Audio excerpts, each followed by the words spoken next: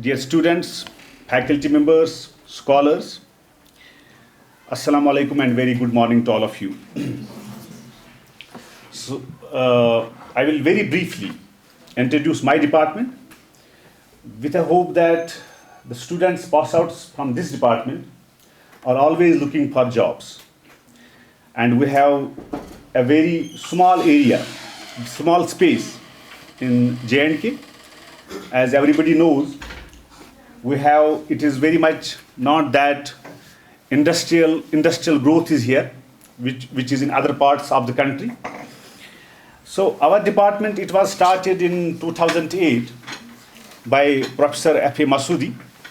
It was a DBT funded project in which Professor Masoodi initiated a Department of Food Science and Technology, MSc PG program and PhD program way back in 2008. Traditional knowledge, what I'm beginning to understand, probably traditional knowledge, how to explore it for meeting our own benefits, I think that's going to be important ingredient of this session. Because two of our guests, they are specialized in that, how to utilize local resources, how to utilize the knowledge which we have about those, how to commercialize it and how to utilize it to meet our own objectives, be it food, be it medicine, or there are different, say, agricultural products which can perform their role in this protection of our health and well-being. Say, local resources or local knowledge, those of you who have gone through the document of new educational policy, it's highlighted there, it has been flagged there at many places. What's the importance of this traditional knowledge and how to have better understanding of that traditional knowledge and how to communicate it to other parts of the world, get response about that, what we have been doing since centuries together, and then enrich or upgrade that information, upgrade that knowledge.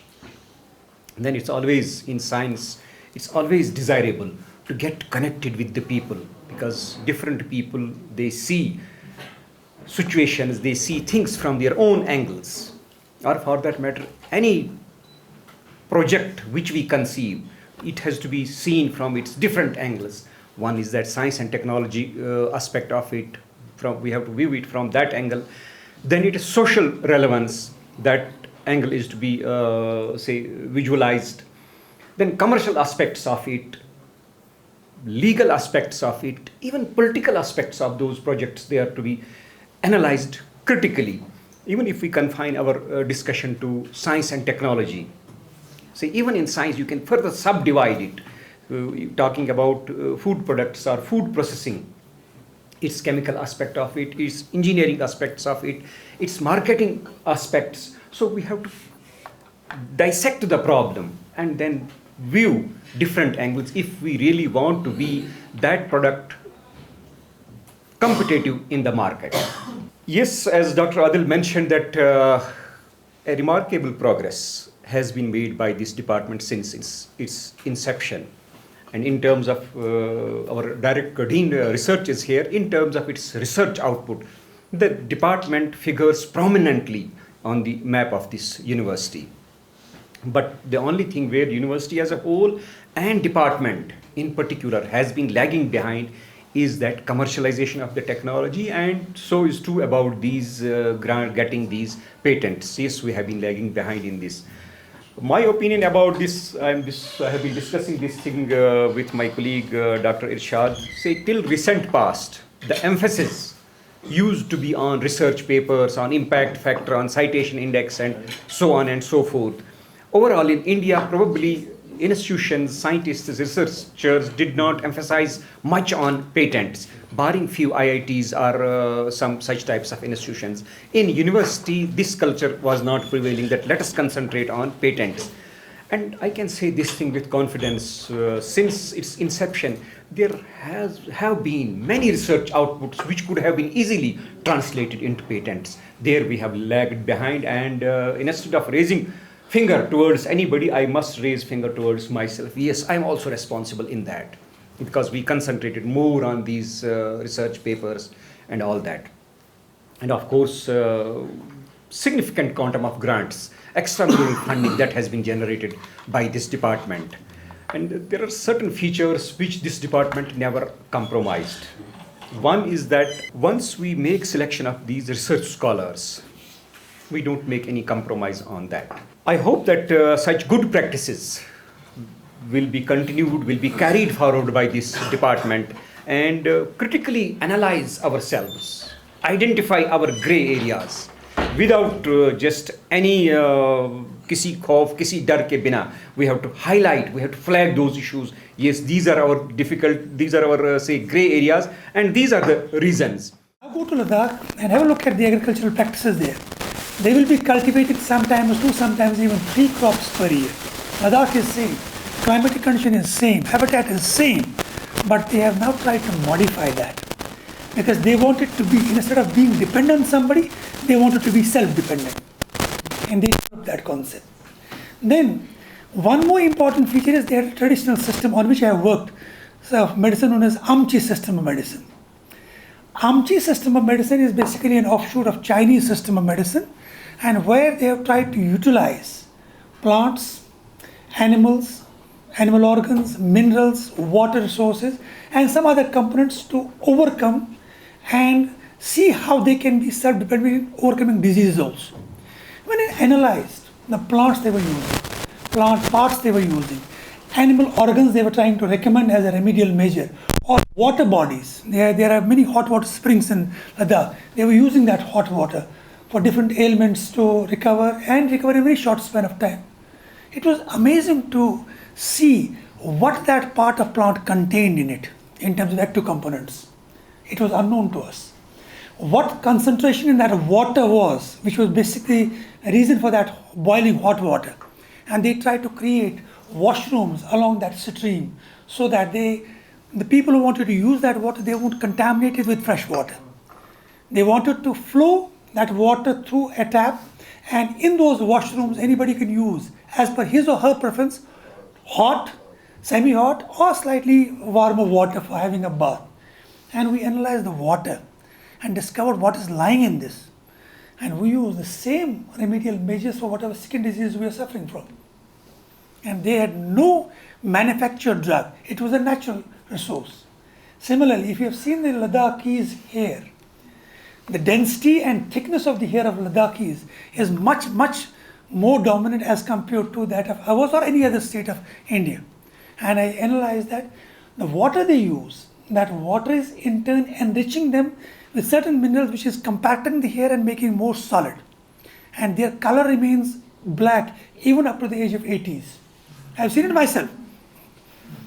My hair was white at the age of 30 only itself. And they, even at the age of 80, have black hair. So these are things wherein if any traditional concept has some sort of indication that it can be commercialized, in present era of job scarcity, in present era of competitions for a single job, we can in turn give a vision that we should try to utilize this particular resource, as he highlighted certain plants, as he tried to show me tea. I had a look at this as such in his room also. Now imagine, I have seen traditionally it takes us almost 1 hour to boil the foliar parts of that, we call it green tea, and then after boiling we try to dissolve it in water and then add milk and so on. That is the practice. Now it can help me to prepare a cup of tea within a span of 1 minute only. I have to boil water, add it, shake it, and it's ready for. Similarly, I gave him my example also, saffron. Saffron, he served us with kava of saffron. In Kashmir, we had 2 ways of using saffron. One was to first boil tea leaves to prepare tea and then add as a flavoring agent the stigmas of saffron so that the tea is slightly, or that particular beverage is slightly tasty. Now we have recommended never contaminate saffron with tea foliar parts. Keep that saffron stigma in water for some time, maybe 10-20 minutes, and then boil water on the other side, add sugar to that water and other spices, elaichi, dalchini, etc. And then add a couple of spoons of that extract of saffron to this. Just allow it to boil once and serve. You will find that not only taste and flavor, but the impact is wonderful. I had a project for 5 long years on saffron. We have identified 27 alkaloids in that. And each alkaloid has a medicinal property. In Kashmir, we recommend saffron as a remedy for chest and nasal ailments during winter months. And we have discovered almost all the sources in saffron. And imagine, there is no need to use antibiotics or cough syrups and so on. If you consume a cup of kava once or twice, it is in turn a wonderful, wonderful remedial measure without having side effects of that saffron. Similarly, when we prepare dishes, just add a couple of stigmas of the saffron and then you will find that usually the taste and flavor of that vegetable or that meat preparation is much better. And imagine, these are resources which can be a backbone of income of any one of us. Now, this is where not only your subject, but collaborative activities with allied subjects can play a role. He was discussing with me about documentation of medicine. I will share with him, we have documented 1300 plus plants which are medicinal in J&K, along with what part we use, how we use, what is the remedial measure, or what is the property of that part. And that is now available with UGC also, because they sponsored our projects. Now, in that information, some of the traditional uses by local communities are at par with the uses recommended by pharmaceutical companies and institutions. That shows we can even commercially cultivate a plant at our home and trade that plant to the pharmaceutical companies and become self-dependent. You might have heard the name of podophyllum. Banwangan we call it, Banwangan or Vanwangan. Podophyllum exandum, a common wild plant in the natural habitats. It has in it podophyllatoxin, anti-cancer drug. You can cultivate that and then trade it. And you will in turn be able to be self-dependent. And here, the department can in turn try to draft a sort of a proposal wherein different group of students, not individually of course, different group of students can create an entrepreneurship wherein they can cultivate these plants commercially and use that as a basic source of income. Masudi Sahab and me were a couple of weeks ago trying to have a look at the presentations made by many innovators. Some of the presentations were wonderful, especially from the girl scholars. Well, students, not scholars, students. They were still actually completing their BTech course. They made presentation.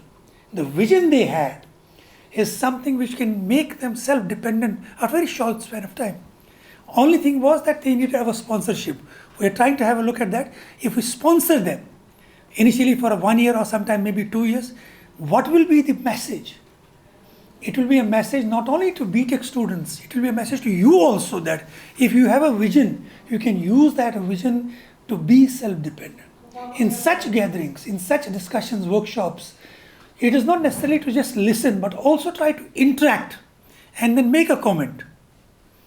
I have seen in majority of these workshops and seminars, you just watch and listen to what was delivered by anybody and then at the end you leave.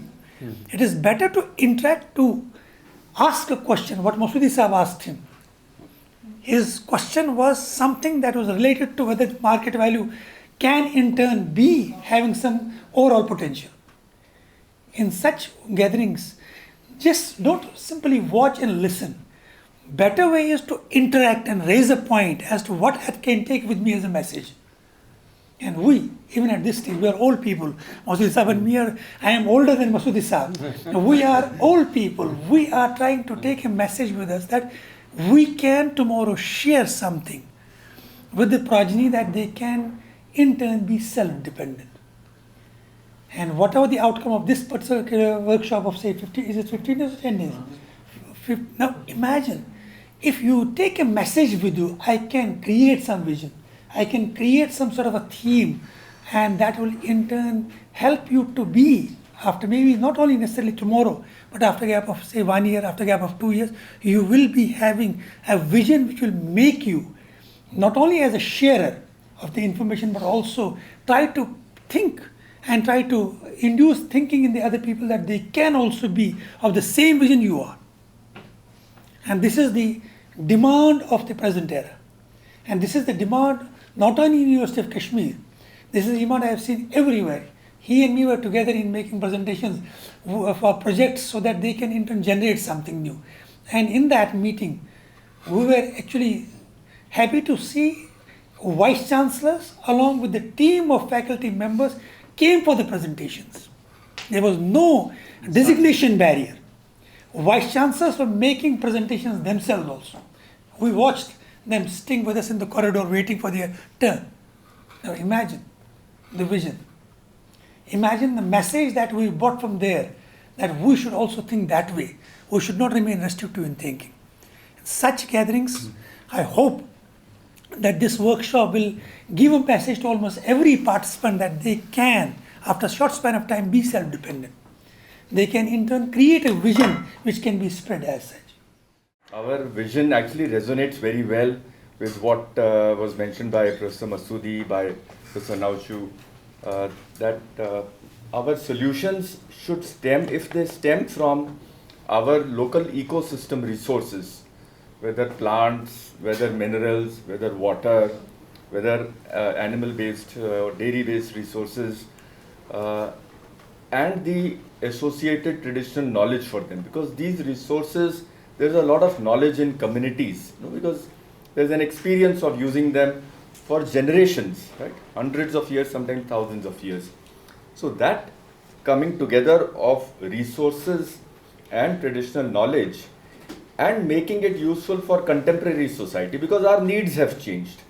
The way we consume things have changed. Just for example, the excellent example of tea. Today, we are all hard pressed for time, whatever the reason, right? And therefore, if we do not make instant solutions like this, many of these things will become, oh, when we were young, we used to have this, and no, we would boil it for 1 hour. But our children will consume these things only once a year or once every 10 years when they come back home. So how do we make them embedded in today's society? Is it important to embed? What problem will it solve? And a lot of these things, the problems they solve, I mean, they tick all the 3 boxes that we call, right? The first box, that in India somehow, almost all the foods that we use or all the ecosystems, they have a health connotation to it. And there is a strong belief, if you start doing it, that small things, small steps every day lead to big changes over a long time. So we consume saffron regularly, a small pinch of one little fiber of saffron, and it keeps you healthy through the winter after winter after winter after winter. It creates a big impact. Today we are all looking for solutions that, should I fall ill and solve a disease problem, or is there something that I can do on a daily basis which will keep me healthy for a long time, right? And that knowledge is there in our traditional knowledge, right? So that's what we need to make contemporary. But to make it contemporary, we need to make it simple, right? So that it fits into our lifestyles. We need to make it delightful, because today we are an Instagram generation. We are looking for things which look nice, not just taste nice, right? So we have to look at where is the world moving, and how do I present, what is the benefit, what is the occasion when I'll use it, right? And therefore, what is the format that fits into it, right? That triangle, or what is the benefit, what is the occasion, because today there are many occasions. I'm not consuming, most of my things I'm not consuming at home anymore, right? I'm having a quick breakfast, then I come back at night. My consumption moments are out of home, many of them. So what benefit, what point will I consume? For some things, in early morning, the first sip becomes a consumption moment. How do I make it for a first sip, right? My mother says that nimbu, the skin, she'll keep it into water overnight, and then that becomes the first thing in the morning. She'll take a sip of that water, right? Which is a little lemony water, hot water she'll do, and that's her first sip. That's the consumption moment for maybe immunity, right? There are other moments for sleep at the night that you want calming, etc. after dinner. So for everything, there is a moment. Every benefit, you have to think of which moment does the consumer connect. We are all scientists here, and we are not food scientists, right? So for any solution, if you're looking at a health benefit, we're looking at what is the benefit and what occasion resonates for that, right? And that occasion will be in home or out of home, but also, right, morning, afternoon, mid-morning, lunch, dinner, evening, which occasion resonates, and then what format will suit, right? Is it a liquid bottle that I'm carrying with me, like a water bottle everybody carries? Is there a solution that I fill up my water and I put a powder in there and shake it and I'm carrying that water and taking a sip through the day? Or is it something else, right? Like a candy, like a bar, like fruit?